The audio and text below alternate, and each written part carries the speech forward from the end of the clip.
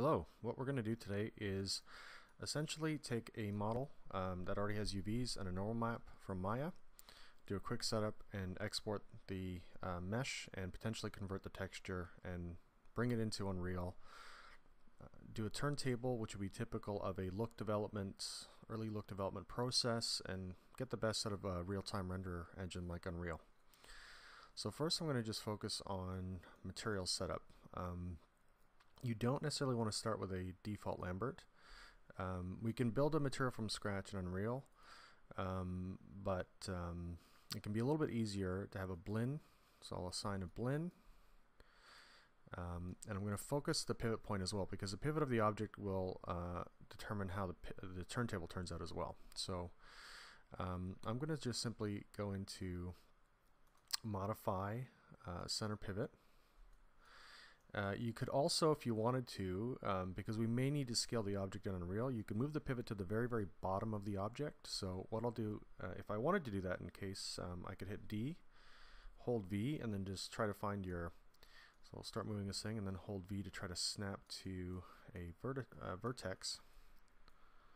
So let's do that. So hold V and snap to a vertex.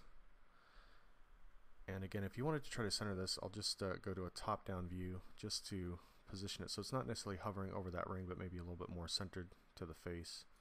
Then I'll hit D again. There we go. Now the pivot point, again, I generally like to make my object center of world, and this thing was frozen, so it appears as though it's not. It appears it's actually at the center or the origin point of the world. What you need to do is actually bake the pivot out so it shows its true offset location. So I'm going to hit 0 for each axis, so it's sitting in the correct position and location. I'm going to go back to the attribute editor. I'm going to delete my history. It's always a good idea to delete your history, by the way, as you're working. I'm going to go to the bump map area, go to File. Again, I'll switch this to a tangent space. Now this originally came out of ZBrush, so this thing has a TIFF file. Now I'm using Fastone Image Viewer, which for me is one of my favorite image viewing applications to quickly scroll through thumbnails or image sequence renders. If you have Photoshop or another image editing software, you can actually save this out as a TGA or Targa file. So I'm going to just save this as a Targa very quickly. Unreal prefers Targas. I don't believe it can load TIFFs to the best of my knowledge. So I'm going to just copy my path. I'm going to go to the load option here, paste my path, and then open up the Targa. Now display is always tricky. If you're not getting any kind of display feedback, you could be on 5, which is just the lit preview, not the texture preview. So you have to hit 6 on your keyboard to get that preview. Then we always want to set your, if it's in 16-bit or if it's a normal map, you generally have to set this thing from sRGB to RAW for the file input, so the display is correct. Okay, so that is essentially it for the Maya portion of the setup. The next step is to export FBX, so I'm going to go to File, so I'll select the object. Another thing I'll mention too is some people in their assignment submissions, they had separate individual parts, separate UVs. You may need to rebake out your UVs, or if you do have a scene with multiple maps, you can import the multiple objects, multiple maps. But I find it generally easier to have one object, even if it's made up of multiple components, one object, one unwrap, have it all combined and ready to go. So I'll go to File, Export Selection. And I've got my folder set up here, so I'm going to just set this to Knocker. It's always a good idea to label things clearly to Knocker. If you want to put a space in, generally better idea to put an underscore. If you're not putting spaces in, you can actually just capitalize the first letter of each word in a naming convention.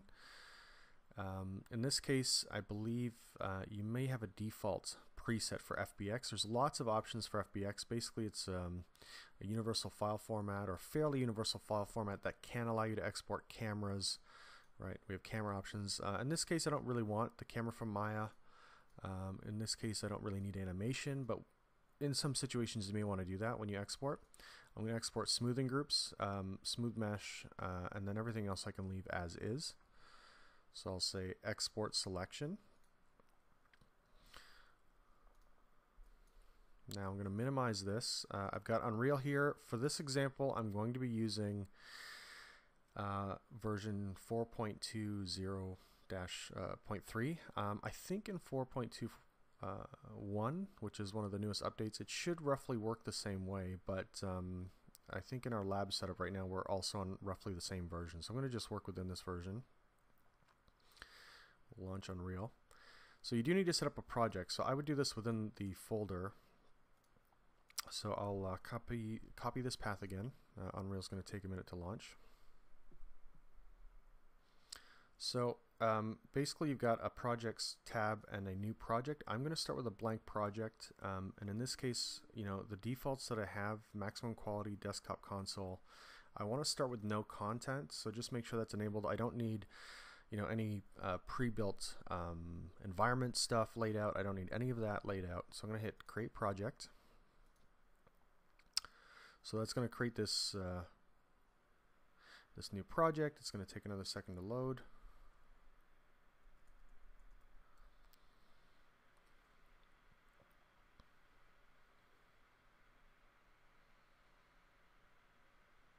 Okay, so we should have this project window. And right now, this is your content browser.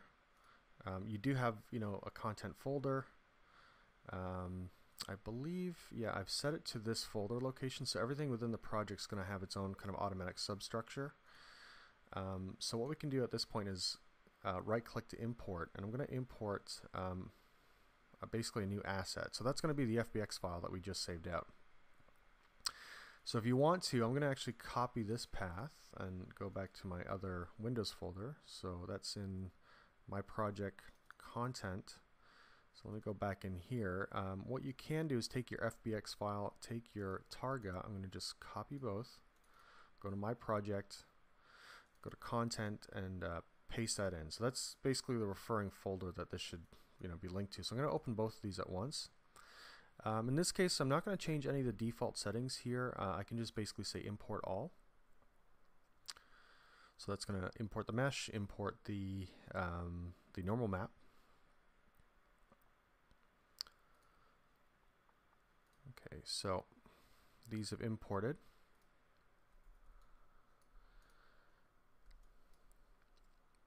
And you can see there's basically already a blend material in there. It's pretty basic. And let me just see if we can find, if you hit F on your keyboard, by the way, you can frame your selection. So this is basically just the object here in the environment. So I'm going to, the sort of ground plane object. If you want to hide the icons in your Unreal viewport, you can hit G. That'll basically hide the icons, and we're just sort of seeing mesh and texture. If you drag out your, there we go, we're going to drag out this little mesh, and I'm going to hit R to scale. So these are similar to my shortcut keys. So I'm going to click and drag the center of the scale pivot tool and scale up. Again, I'll hit F to frame this. And you see I have a very, very cool kind of layout display for the object. And if we double click this blend material, by the way, we can see actually this is essentially the Unreal texture editor. So right here you've basically got a color parameter. So this allows you to, you know, change the surface color of the object. Unreal is a little bit different than Maya. You do have to use what's called a constant variable. So let's just set this back down. I'm going to set my material actually to be a little bit darker gray. There we go. So this basically opens up, you know, on Unreal's essentially material editor. So there are what are called constants. So this is basically like a color swatch. And there are different types of constants. So I'll show you a couple of those. If we drag one out here, this is, and you see there's a value on the left side. This is almost like a black to white constant. Okay. So you see the value over here it's listed here, so you can drive this. This isn't plugged in anything yet, so it's not going to have any kind of impact on anything. So there's vector, constant 3 vector, so I'll show you that over on the right hand side here, constant 3 vector, and I'll left click and drag that out. And if you double click on that swatch, then you get something similar to the Maya color swatch. So that's actually what this node is. So by setting that up in Maya, it just actually made it a little bit easier. It kind of brought that in with the FBX information, and the texture linkages are all there. So that's really just a way to sort of speed up this process for you guys. But just to show you that, we can put this in. So what I can do, let's just double click on this again. So you can make this, through just these sliders or these different values. You can make your material, your object color very, very dark. You can also get access to these by right-clicking in the scene, and then you can type, let's say constant, and there's constant vector, just the regular constant vector 2, meaning there's 2 inputs, constant vector 3, meaning there's 3 inputs for red, green, blue, constant vector 4.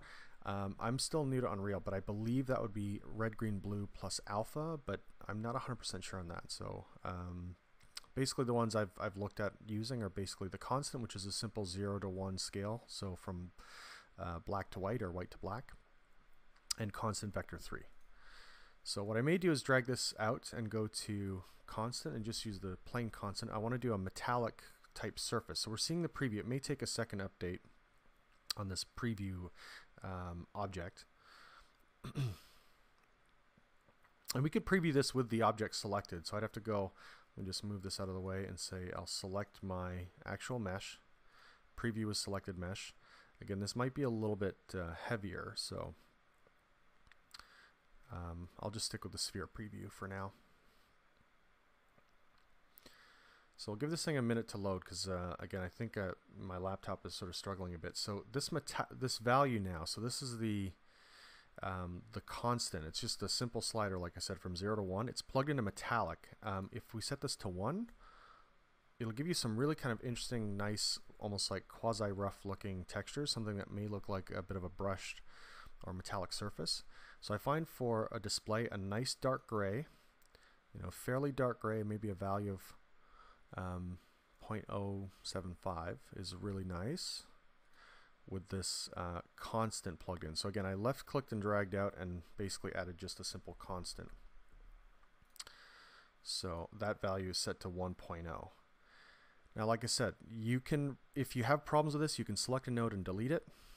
If you want to connect nodes into other value sliders, you can left click and drag them. And again, alt click will disconnect things. So there's a bunch of ways, a few different ways you can kind of plug things in. So you can left click and drag and connect nodes together. This is very similar to the Hypershade. Hypershade has a lot of ways of connecting and building nodes. So I'm going to just hit save. So you do have to save or apply and then save your texture for that to be confirmed within the Unreal scene itself. So I'll hit save. And once we get back to the viewport, you're going to see a nice update of that. Here, let's just close the material viewer. Now this might be a little on the dark side. I'm also going to rotate this object as well 90 degrees just so I can get it facing the camera view. So by the way, alt left click and drag is kind of like rotate around a pivot, and just left click and drag is sort of rotating from the camera view. Middle mouse click and drag is sort of move up, move down, and right click again is sort of a rotate from the camera view. But I tend to kind of use my Maya shortcuts a lot. So if you select an object just by clicking on it and hit F, it'll frame to that object. So this for me is maybe a little bit on the dark side still, so I'm going to just double click this and double click on my color swatch here and maybe go to, let's try 0.25. So it'll be a little bit nicer, lighter value. Again, I'll save that and we'll minimize this. It'd be great, if you have dual screen, then you want to move a lot of these tools off onto your second monitor. So I think that's a good value. So you may want to use that value for a project. That basically just shows you, right, we really just want to get a nice kind of metallic reflectivity so it can really show off our normal map in this case. you would set up your material differently as you add, let's say, a diffuse map, a specular map. You know, you can actually start to really customize these things. And if you're working in a program like Substance Painter, I believe even the newer editions of Mari actually have presets for Unreal based or real-time game engine based materials. So as you paint, you can quickly generate all these additional maps and plug them in. They'll be plugged in when you bring in the FBX file. So that's sort of stage one, just getting the material set up, getting the look. So I would like you all to reproduce this look. So something else, there is a default material. I did wind up editing the default material. It had a lot of connections. I believe it was connected like this. There was a bunch of connections here. So essentially, and by the way, if you kind of want to move around here, you can right click and drag to move around and mouse wheel scroll to zoom in and out to navigate through the window. And you can hit the home key. It'll try to kind of frame whatever's selected. So if we grab all this and just do home, it'll try to frame all that up. So I believe there was a bump or a roughness texture, and essentially I just disconnected everything except for the color input on my ground plane. So you alt click to disconnect, and then I made my ground plane kind of a light gray. In this case I might just make it a 0.5. So I really just want one color plugged into the default material. So if there's anything connected, let me go back to that, by the way. So I'll save this out. So again, for presentation purposes, I just want a simple kind of 50% gray base mesh, or that pad underneath. So if you see any checker pattern or any of the material sort of look to this, so there's that default material. If I double click on the default material, right, I will load into this, and then I should be able to edit this thing. So, you know, you could in theory just actually disconnect or delete all the other nodes essentially and add a constant. So I'll just select all this. So this is the checkerboard display as well, so we can delete all that out. Actually, you can just plug this in and go to constant, constant vector 3, double click this, and then set this to roughly 0.5 here. There we go. So we want to save that. So it's going to take a second to save. And we'll apply in a minute as well. Let's make sure that's all saved.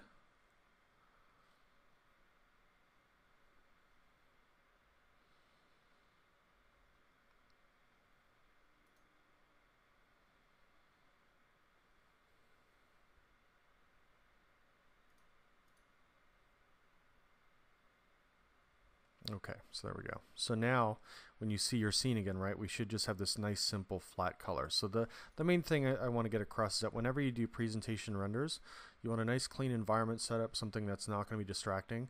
So if there was a checker or another texture on that base plane, we just want to kind of get rid of that. We can now really focus on primarily the normals of this object. So next up, we need to actually enter into a cinematic mode to create a secondary camera.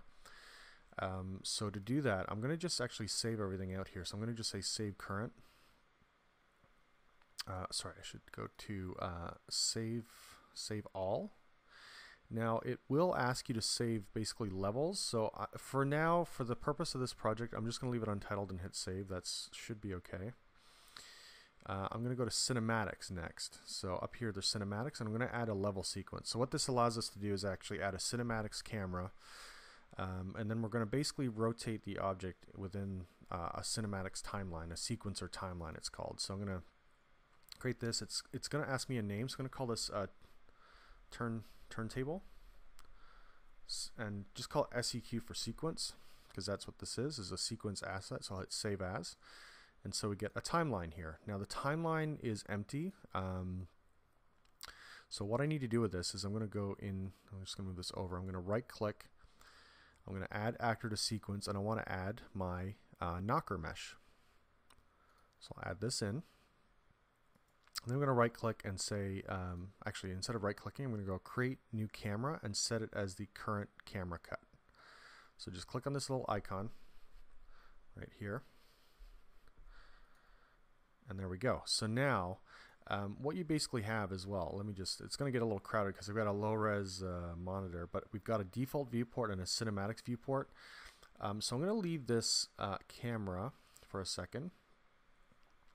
I'm going to go to Window, Viewport. So I usually, sort of like in Maya, you want to sometimes work with two viewports. I'm going to open up a secondary viewport. And what I want to do is actually make sure I'm in the cinematic viewport. And I want to select, so I had to switch from perspective to cinematic viewport, and then make sure we set this to the Cin camera actor. So this shows you the true location. Sorry, let me just recenter this. So again, I want to make sure I'm in in this viewport, I'm in a non-cinematic camera, so I'm going to go to default perspective. So this is basically like a workspace, and this is where your actual camera view is. So again, we want to make sure the second viewport is set to cinematic viewport, and that it's on the Cin camera actor, and that this viewport is set to the default viewport in perspective. So it's a very key thing. So I'm going to hit F and rotate around this thing, scroll out. Now the other great thing is that we can take a look at this camera as well and make some adjustments. So I usually like my camera to be facing my object rather directly. So I'm going to just maybe scale this down as well, just so we can kind of see things a little more clearly here. Maybe move this off to the side for a second. So if you select on any object, by the way, so if we click off, click on, you can go over to the right hand side, and basically this is sort of like our attributes editor in Maya, if we want to compare it to that. So you can see an object's location. So right now it's location. I want this thing to be at the dead center of the world, so that this thing, and if I hit F to frame up, it's actually a little below the world. So I'm going to just make sure that this thing is not in contact or collision with the ground plane. I just want it to be visible. Okay, I'll zoom back out.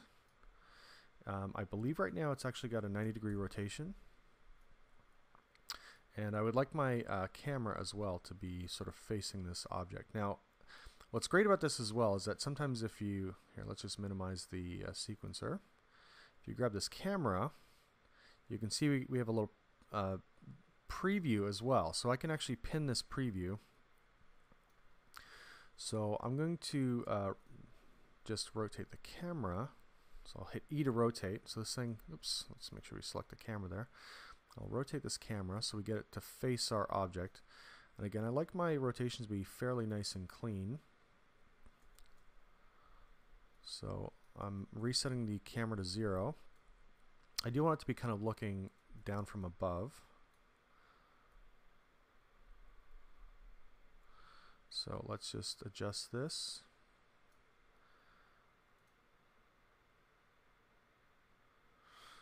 Okay, and then I'll move the camera down. So I want it to be basically as centered as possible.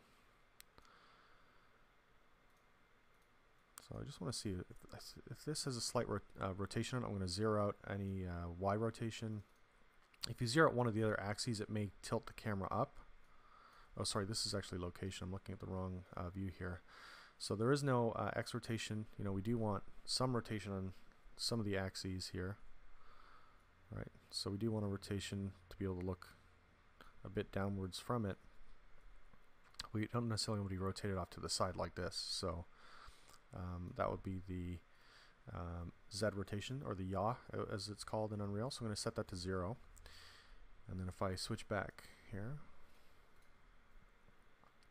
again, the Y value is nice, so this is good. Everything looks centered, right?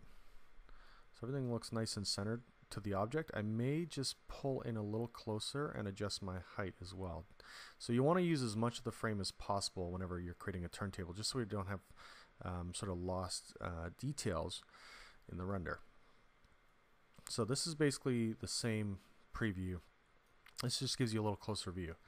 Now, one problem, watch what happens if I move the camera. There may be some blur in your camera. So I'm going to go into Edit, Project Settings. Let's edit Project Settings. And you want to disable motion blur. We don't want to see motion blur on the camera. So I'm going to go to motion blur and just simply uncheck it for the project and close that settings window. Another issue that you might encounter, if we go full screen, you can see, you may notice that the object is a little bit out of focus. There is actually on the camera, so I've got the camera selected and I've got the camera settings on the right side here. There's a couple of options I do want to turn off. One of them is any post-processing. I don't want any kind of effects, so motion blur is off, so that's good. I also just want to go into some additional options. So I'll have to find the focus settings. So to actually get proper focusing on the camera, so there's our sequence here. Let's go back to that viewport and I'll just move it off to the side. So let's open this up. And I'm going to go into the focus settings. I want to actually say, let's have a tracking. So I'll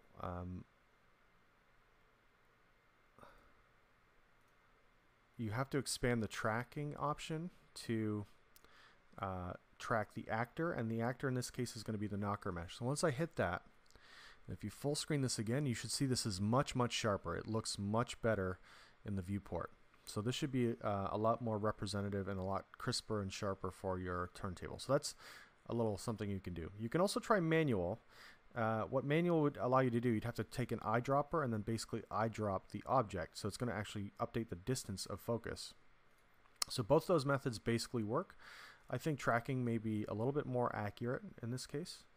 So those are a couple of options that you do not want to miss. The turntable and the focus needs to be set. So you want the object to be sharp. You don't want any motion blur. The last step, so maybe I'll just save the current project. It's a good idea to always save frequently. I'll expand my window. So this is our little sort of timeline editor. Maybe I'll bring back our viewport here. Oops. Sorry, let's just scale this thing down a bit so it's not so obtrusive here. And I'll make sure, yeah, this is cinematic, and again, sometimes this thing I find resets, so you may want to just double check and make sure that you're viewing through the cinematic camera. So just be careful of that. I do find for some reason in this edition there is a little bit of resetting that seems to go on with that camera view. I'm also just going to frame up, so again, I do not want to cut anything off, but I also want to get as close as possible to get the maximum view on the object. So final steps here, we're in the sequencer, and we want to set this to 24 frames per second. So that's right here. I'll zoom in, switch this to 24 frames FPS. So next we want to take our mesh. I'm going to just move my knocker mesh below here. I want to set my timeline. This is at the bottom is your timeline range. So it's similar to Maya's sequence. You can set this from 0 to 240, and I'll make sure that this camera cuts is also set up to go to 240 as well. So I'll extend that out. This is basically your active timeline slider, this little red or maroon colored bar. And essentially all I want to do is set my that timeline bar, the red bar. You can set that here, so I'm going to set that to 0.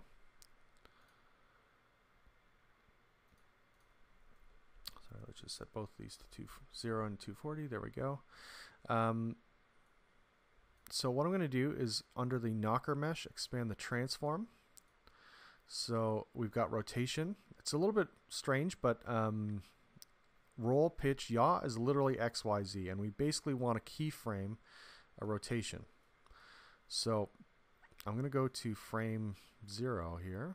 Make sure I'm on frame 0.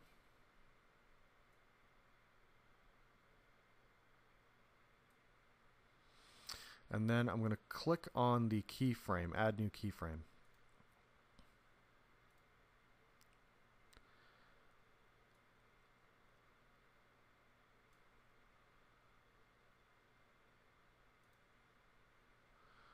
Okay, and then I can go to the end of the timeline. So I'll enter 240 there to jump to the end of the timeline. Click another keyframe. So you have to actually initialize the keyframes by clicking on add a new key. And so I will make this 360. Let me go back to the 0 frame here. I don't think my key was being added for some reason, so I'm going to just add a new key here. We should see a little dot show up, and then this I'll set to 0. And you'll see the viewport update. So if we hit play, let's make sure our playback range here is set properly, 0 to 240. So again, 0 is the start time, 240 is the end time. So now we're seeing the turn. Again, one other issue that I often will see, I think we got some extra keyframes in there, so let's just expand this a bit. There we go. So I'm going to delete that keyframe. I don't want to see that keyframe if I made one by accident. Okay, so I'll go back. I think I accidentally closed my second viewport, so I'll go back to viewports, go to my second view, and again, go to cinematic, viewport, and make sure we select the cinema camera, and then we'll just hit play. So if you ever close that viewport, you just have to sort of go back and make sure it's set up correctly. Again, I don't want slow in and slow out. That's not a particularly professional look. So again, looks like we have some strange keyframing going on here. So again, we'll make sure our final display key is at 240. Now, if you want to turn off the slow in, slow out, you can click on this Show Animation Key keyframe curves. So it's a curve editor, and there we go. I'll click on that. Let me just zoom out, and we'll just set the keys here to be linear. So you just have to select your keys, and there's a little pop-up in the window here, and we're going to go in and set this to linear. So that will make it a nice constant turn.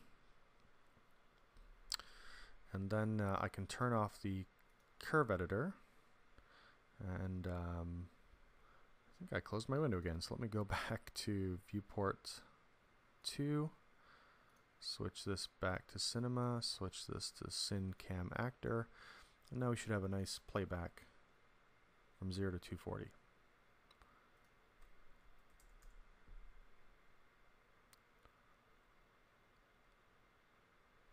So if you want to loop, you can turn on this little looping function, and again, we just want to make sure we're going from 0 to 240 and not seeing anything beyond that time frame. So just make sure your framing's good, make sure the presentation looks good. I think this looks pretty good overall. I'll let it play and see how it loops. Seems to loop okay, so I'm going to hit pause on that. Now I'm going to maybe just adjust the height a little bit on this and the rotation. So this, remember, all the animation is basically happening on the object, so I don't have to worry about offsetting the camera too much. I'm just tweaking the position right now.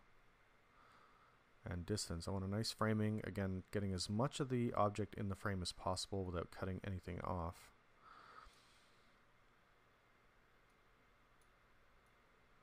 There, I think that's pretty good. So if I go back to my second viewport, that will have also updated.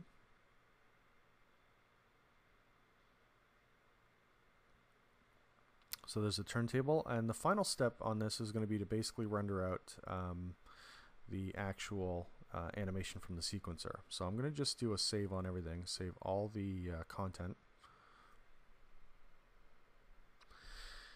And in order to render out, you simply need to click on this little render movie sequence. So render sequence. A few options you have to go through right now is the resolution. I'm going to set the resolution to full HD. I'm going to expand the advanced options, and I think that's okay.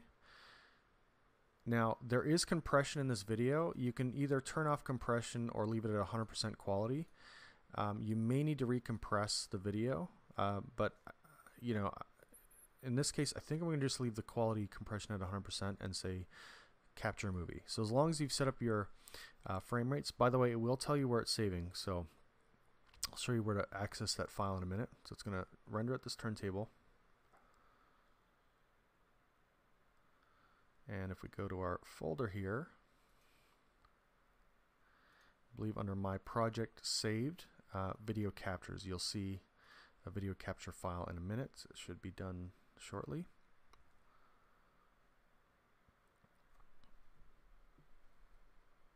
Okay, so Took a couple minutes from my laptop. You know, you're better off working on a desktop usually, just because you'll tend to get more power out of your machine versus a laptop. But here's my turntable. So it looks pretty decent. If the file size is large, I will just show you guys quickly how you may be able to recompress this. So this is a 200 megabyte file. If you want to recompress, or if you've chosen an uncompressed option, you know, it's often better to do an uncompressed file, but for your submissions, do not submit a massive uncompressed file, because it'll be probably about 1.5 gigs for a 240 frame 10-second turntable. What I will do in this case is simply go into, I've got Adobe Media Encoder. You can also use Handbrake as well to re-encode files. If you have Adobe Media Encoder, it's nice and easy. Basically, I'll use the simple preset. I'm literally going to drag and drop the file in, and we'll see that in a second once the software loads.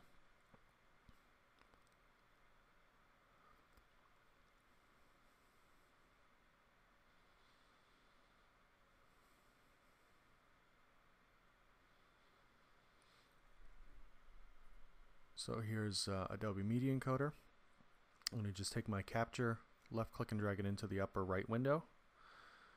And essentially the default settings for me are generally fine.